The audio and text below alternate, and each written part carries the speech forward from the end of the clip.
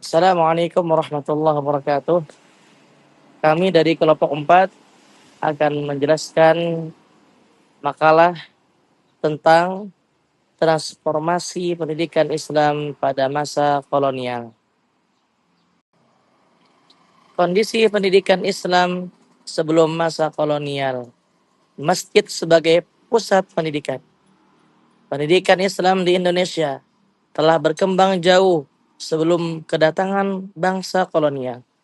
Sistem pendidikan ini tumbuh dari masyarakat dan berakar kuat pada nilai-nilai keagamaan.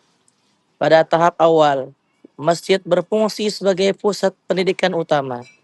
Masjid tidak hanya digunakan sebagai tempat ibadah, tetapi juga sebagai ruang pembelajaran yang mengajarkan Al-Quran, hadis, fikih, dan akhlak. Kegiatan pendidikan dilakukan secara terbuka dan melibatkan masyarakat luas, sehingga menciptakan lingkungan belajar yang inklusif. Peran ulama dalam pendidikan. Ulama memiliki peran sentral dalam perkembangan pendidikan Islam. Mereka tidak hanya berfungsi sebagai pengajar, tetapi juga sebagai pembimbing moral dan pemimpin sosial. Ulama mendirikan pesantren sebagai lembaga pendidikan yang lebih terstruktur. Pesantren menjadi pusat pembelajaran yang mengintegrasikan ilmu agama dengan pembentukan karakter. Kurikulum di pesantren berfokus pada penguasaan ilmu-ilmu keislaman seperti tafsir, hadis, fikih, dan tasawuf. Metode pembelajaran menggunakan sistem sorogan, bandongan, dan halakoh. Sistem ini menerapkan dan menekankan pemahaman mendalam serta hubungan langsung antara guru dan murid. Masuknya kolonialisme dan perubahan sistem pendidikan, kebijakan pemerintah kolonial terhadap pendidikan. Kedatangan bangsa kolonial membawa perubahan besar dalam sistem pendidikan di Indonesia. Pemerintah kolonial memperkenalkan sistem pendidikan barat yang bersifat formal, terstruktur, dan berorientasi pada kepentingan administratif. Pendidikan dijadikan alat untuk mencetak tenaga kerja yang mendukung sistem pemerintahan kolonial. Pemerintah kolonial menerapkan kebijakan yang membatasi perkembangan pendidikan Islam. Lembaga pendidikan seperti pesantren dan madrasah diawasi secara ketat. Kurikulum pendidikan Islam dibatasi pada aspek keagamaan saja sehingga tidak berkembang secara luas. Selain itu, pemerintah kolonial juga mendirikan sekolah-sekolah negeri yang memiliki fasilitas lebih baik dan memberikan peluang kerja bagi lulusannya. Pengaruh budaya Barat dalam pendidikan Islam. Masuknya sistem pendidikan Barat membawa pengaruh besar terhadap pendidikan Islam. Kurikulum pendidikan mulai bergeser dengan adanya pemisahan antara ilmu agama dan ilmu umum. Ilmu umum dianggap lebih penting dalam mendukung kebutuhan modern, sedangkan ilmu agama diposisikan sebagai pelengkap. Pengaruh budaya Barat juga terlihat dalam metode dan sistem pembelajaran. Pendidikan menjadi lebih terstruktur dengan penggunaan sistem kelas, jadwal belajar, dan evaluasi formal. Hal ini berbeda dengan sistem pendidikan Islam tradisional yang lebih fleksibel dan berbasis hubungan personal antara guru dan murid. Perubahan ini menyebabkan terjadinya dualisme dalam sistem pendidikan. Model dan metode pendidikan Islam pada masa kolonial. Pemerintah kolonial menerapkan berbagai kebijakan untuk mengontrol pendidikan Islam secara sistematis. Salah satu kebijakan utama adalah pembatasan terhadap aktivitas lembaga pendidikan Islam. Pesantren dan madrasah diawasi secara ketat untuk mencegah berkembangnya gerakan sosial dan keagamaan yang dianggap mengancam kekuasaan kolonial. Selain pengawasan, pemerintah kolonial juga menerapkan regulasi yang membatasi ruang lingkup kurikulum pendidikan Islam.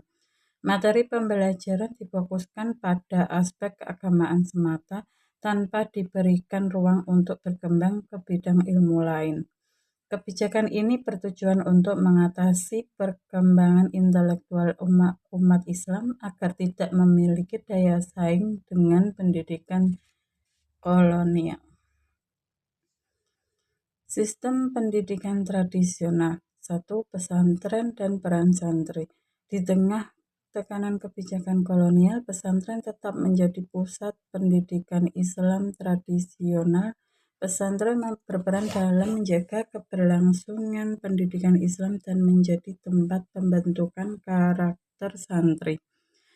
Santri tidak hanya belajar ilmu agama, tetapi juga dilatih untuk hidup mandiri, disiplin, dan memiliki tanggung jawab sosial. Hubungan antara kiai dan santri bersifat langsung dan personal. Kedua, kurikulum pendidikan Islam di pesantren. Kurikulum pesantren berfokus pada penguasaan ilmu-ilmu keislaman seperti Al-Quran, hadis, fikih, dan tasawuf. Metode pembelajaran yang digunakan antara lain sorogan, bandongan, dan halakoh. Sistem ini menekankan pemahaman mendalam serta penguasaan teks klasik. Pengaruh pendidikan Barat. Sekolah-sekolah Islam yang terpengaruh sistem Barat. Pengaruh pendidikan Barat mendorong munculnya lembaga pendidikan Islam yang mengadopsi sistem modern.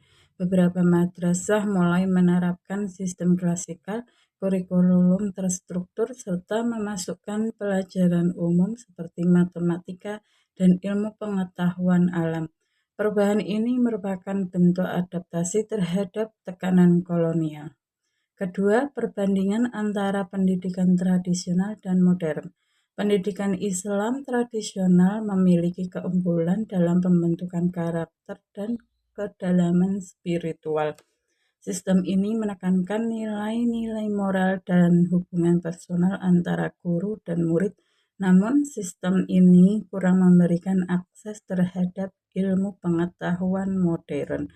Pendidikan modern yang dipengaruhi Barat lebih terstruktur dan memiliki kurikulum yang luas.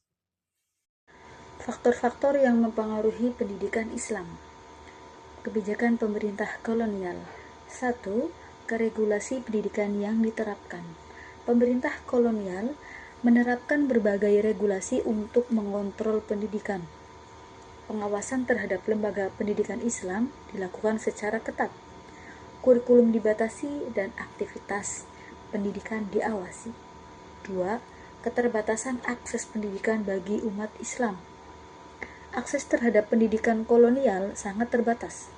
Pendidikan hanya diberikan kepada kelompok tertentu yang dianggap mendukung pemerintah kolonial. Sebagian besar masyarakat Muslim tidak memiliki kesempatan untuk mengakses pendidikan modern. Keterbatasan ini menyebabkan kesenjangan sosial dan pendidikan. Respon masyarakat terhadap pendidikan kolonial. 1. Penolakan dan penerimaan. Masyarakat memberikan respon yang beragam terhadap pendidikan kolonial. Sebagian masyarakat menolak karena dianggap bertentangan dengan nilai-nilai Islam. Penolakan ini muncul dari kekhawatiran terhadap pengaruh budaya Barat.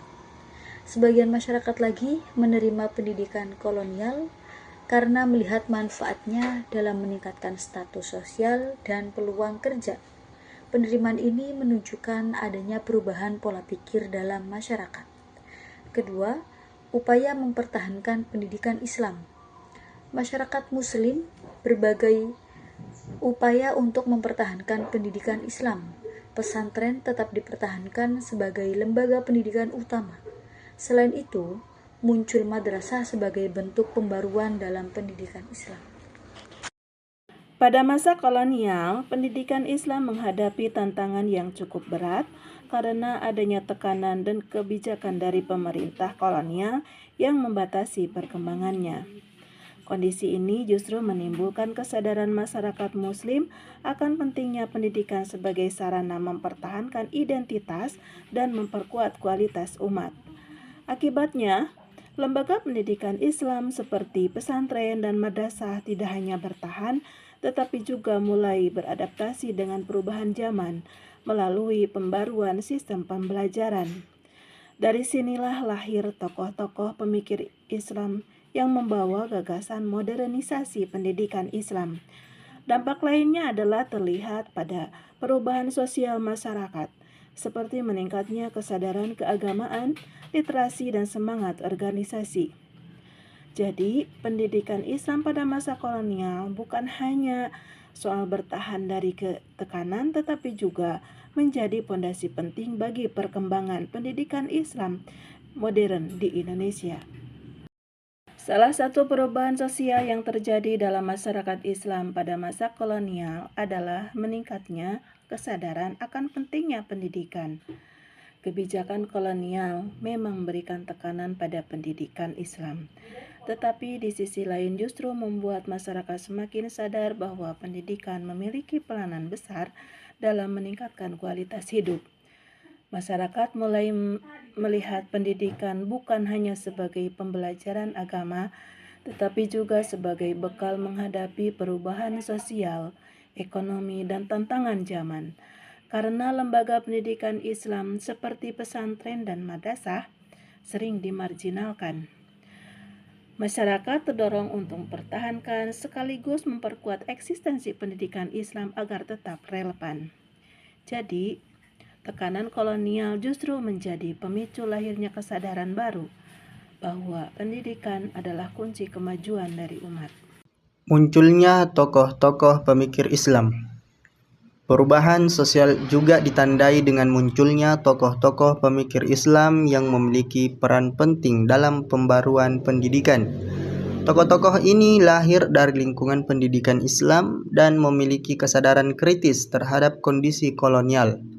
Mereka berupaya mengembangkan sistem pendidikan yang mampu menjawab tantangan modern tanpa meninggalkan nilai-nilai keislaman.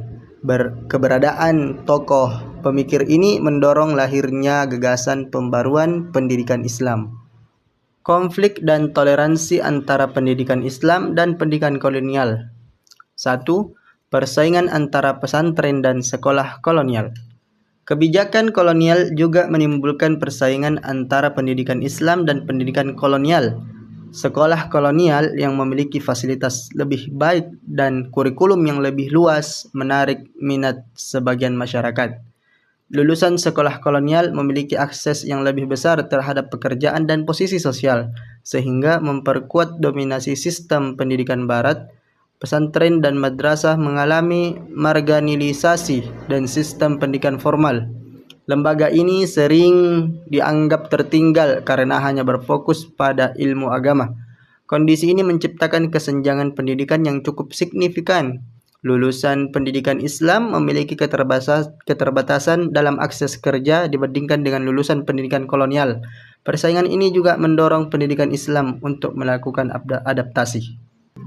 Toleransi antar agama dalam pendidikan. Meskipun terjadi persaingan, dalam beberapa aspek juga muncul bentuk toleransi dalam pendidikan. Interaksi antara pendidikan Islam dan pendidikan kolonial membuka ruang bagi pertukaran pengetahuan dan metode pembelajaran. Sistem pendidikan Islam mulai mengadopsi beberapa unsur dari pendidikan Barat, seperti sistem klasikal dan evaluasi pembelajaran. Toleransi ini sepenuhnya berjalan tanpa konflik. Perbedaan nilai dan tujuan pendidikan sering menjadi sumber ketegangan. Pendidikan kolonial lebih berorientasi pada kepentingan administratif dan ekonomi, sedangkan pendidikan Islam berfokus pada pembentukan karakter religius. Dampak struktural terhadap pendidikan Islam. Kebijakan kolonial memberikan beberapa dampak struktural terhadap pendidikan Islam. Yang pertama, marginalisasi lembaga pendidikan Islam. Pesantren dan madrasah kehilangan posisi strategis dalam sistem pendidikan formal karena tidak mendapatkan dukungan dari pemerintah kolonial. Kedua, perubahan kurikulum. Pendidikan Islam mulai melakukan penyesuaian untuk tetap relevan dengan perkembangan zaman. Beberapa lembaga memasukkan pelajaran umum sebagai bagian dari kurikulum. Hal ini merupakan bentuk adaptasi terhadap tekanan kolonial. Ketiga, munculnya kesenjangan pendidikan. Lulusan pendidikan kolonial memiliki akses yang lebih luas terhadap pekerjaan dan posisi sosial. Sebaliknya, lulusan pendidikan Islam menghadapi keterbatasan dalam kesempatan kerja. Kondisi ini memperkuat dominasi sistem pendidikan kolonial.